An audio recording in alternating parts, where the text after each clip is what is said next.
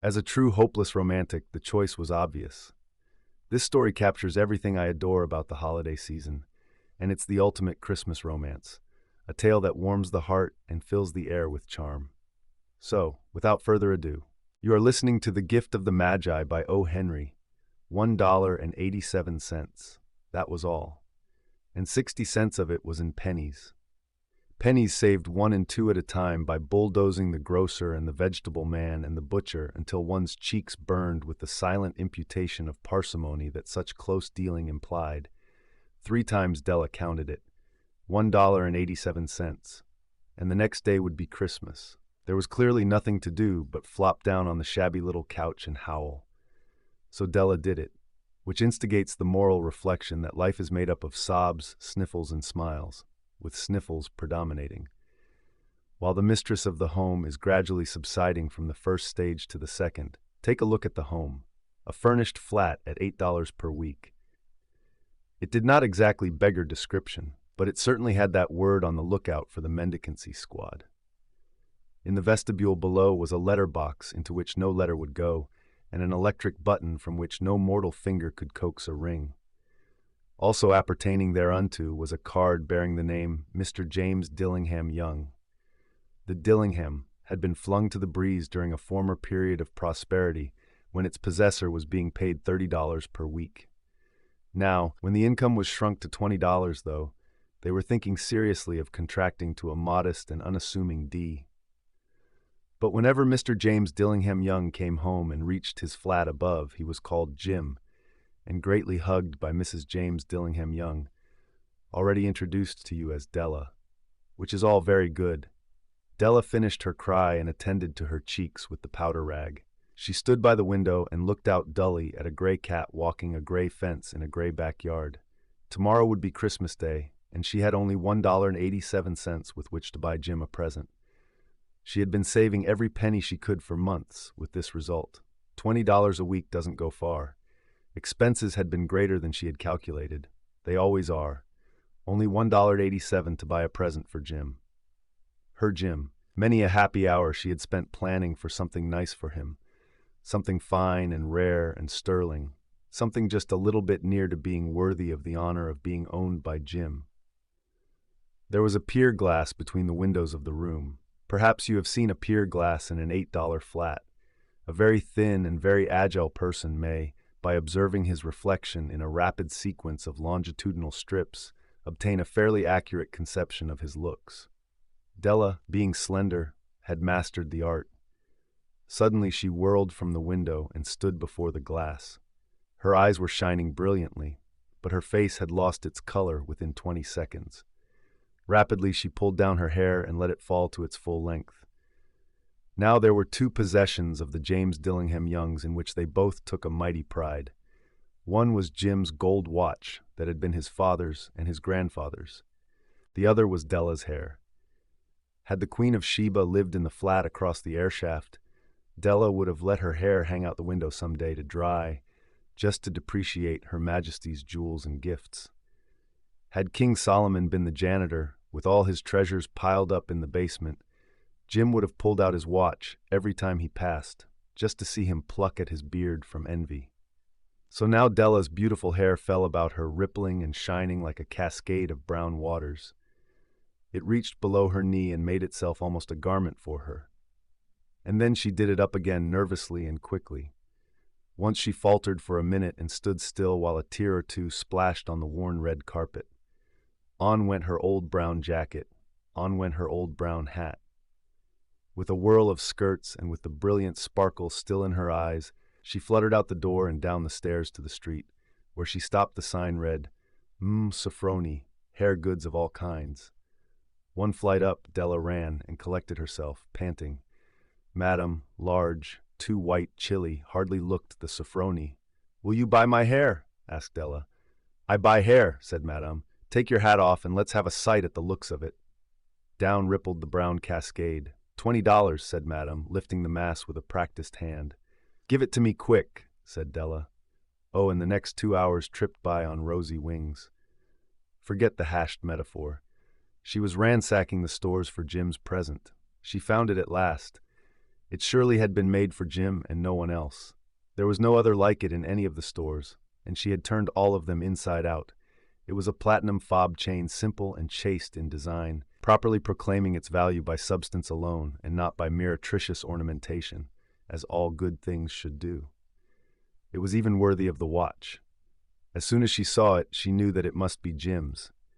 It was like him. Quietness and value, the description applied to both. $21 they took from her for it, and she hurried home with the 87 cents.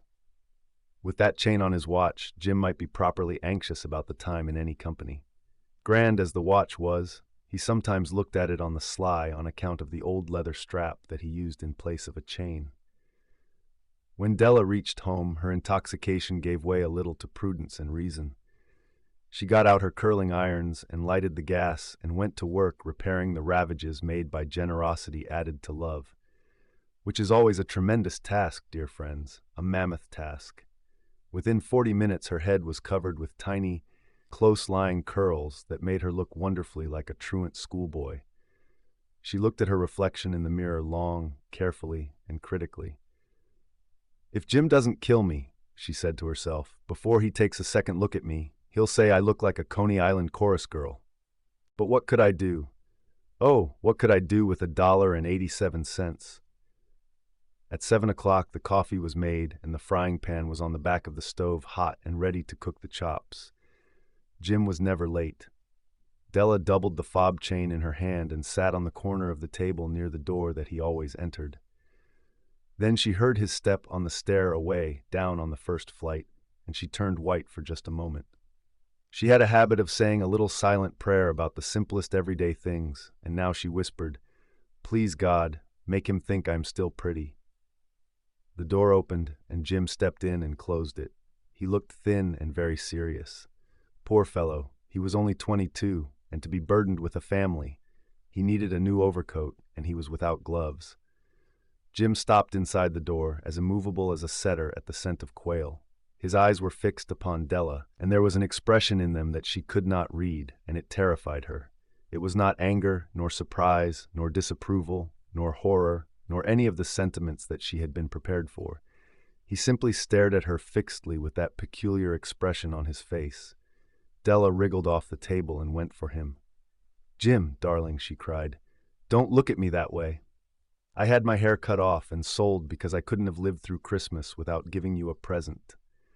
It'll grow out again. You won't mind, will you? I just had to do it. My hair grows awfully fast. Say Merry Christmas, Jim, and let's be happy. You don't know what a beautiful, nice gift I've got for you." "You've cut off your hair?" asked Jim, laboriously, as if he had not arrived at that patent fact yet, even after the hardest mental labor. "Cut it off and sold it," said Della. "Don't you like me just as well, anyhow? I'm me without my hair, ain't I?" Jim looked about the room curiously. "You say your hair is gone?" he said with an air almost of idiocy. "You needn't look for it," said Della. "It's sold, I tell you, sold and gone too. It's Christmas Eve, boy. Be good to me, for it went for you. Maybe the hairs of my head were numbered," she went on with sudden serious sweetness, "but nobody could ever count my love for you. Shall I put the chops on, Jim?" Out of his trance, Jim seemed quickly to wake. He enfolded his Della. "For 10 seconds, let us regard with discreet scrutiny some inconsequential object in the other direction. $8 a week or $1,000,000 a year. What is the difference? A mathematician or a wit would give you the wrong answer. The Magi brought valuable gifts, but that was not among them. This dark assertion will be illuminated later on." Jim drew a package from his overcoat pocket and threw it upon the table. "Don't make any mistake, Dell," he said, "about me. I don't think there's anything in the way of a haircut or a shave or a shampoo that could make me like my girl any less. But if you'll unwrap that package, you may see why you had me going a while at first." White fingers and nimble tore at the string and paper, and then an ecstatic scream of joy, and then, alas, a quick feminine change to hysterical tears and wails, necessitating the immediate employment of all the comforting powers of the lord of the flat. For there lay the combs, the set of combs, side and back, that Della had worshipped long in a Broadway window. Beautiful combs, pure tortoise shell, with jeweled rims, just the shade to wear in the beautiful vanished hair. They were expensive combs, she knew, and her heart had simply craved and yearned over them without the least hope of possession. And now they were hers, but the tresses that should have adorned the coveted adornments were gone. But she hugged them to her bosom, and at length she was able to look up with dim eyes and a smile and say, "My hair grows so fast, Jim." And then Della leaped up like a little singed cat and cried, "Oh, oh!" Jim had not yet seen his beautiful present. She held it out to him eagerly upon her open palm. The dull, precious metal seemed to flash with a reflection of her bright and ardent spirit. "Isn't it a dandy, Jim? I hunted all over town to find it. You'll have to look at the time 100 times a day now. Give me your watch. I want to see how it looks on it." Instead of obeying, Jim tumbled down on the couch and put his hands under the back of his head and smiled. "Dell," said he, "let's put our Christmas presents away and keep 'em a while. They're too nice to use just at present. I sold the watch to get the money to buy your combs. And now suppose you put the chops on." The Magi, as you know, were wise men, wonderfully wise men, who brought gifts to the babe in the manger. They invented the art of giving Christmas presents. Being wise, their gifts were no doubt wise ones, possibly bearing the privilege of exchange in case of duplication. And here I have lamely related to you the uneventful chronicle of two foolish children in a flat who most unwisely sacrificed for each other the greatest treasures of their house.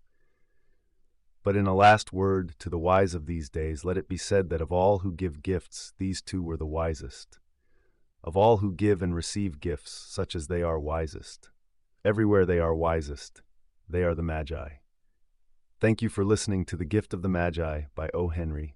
We hope you enjoyed this reading. Leave a like to support the channel and share your thoughts and suggestions in the comments below. Be sure to subscribe so you won't miss the next book upload.